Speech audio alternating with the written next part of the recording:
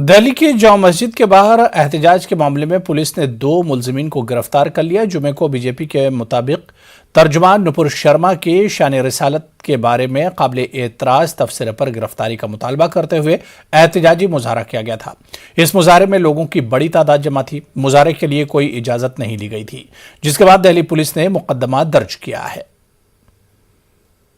Friday की जो नमाज होती है उसमें एक बड़ी गैदरिंग होती है, तो हम लोग पहले से ही इसके लिए सेंसिटिव थे कि यहाँ कुछ हो सकता है। लेकिन जिस तरीके से ये हुआ है कि लोग नमाज अदा करने के बाद आए और एकदम से बैनर्स और प्लेकार्ड्स और ये सब वहां जो निकले हैं, तो जाहिर सी बात है कि there is some kind of planning behind it.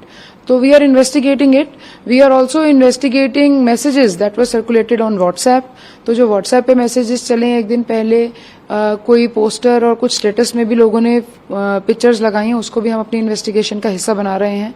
और वो लोग वहां पे आए हैं, कहाँ से आए हैं, लोकल्स हैं या बाहर के रहने वाले हैं, वो सब हमारी इन्वेस्टिगेशन का पार्ट रहेगा। जो अभी शुरुआती जांच में हमने कुछ लोगों को आइडेंटिफाई किया है, 3-4 लोग हैं जो कम से कम यहीं के रहने वाले हैं। उसके अलावा कई लोग बाहर के भी नजर आ रहे हैं, उनको पहचानने में टाइम लग रहा है।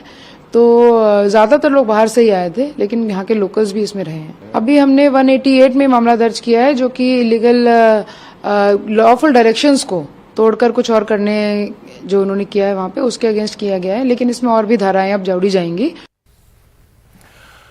All India Muslim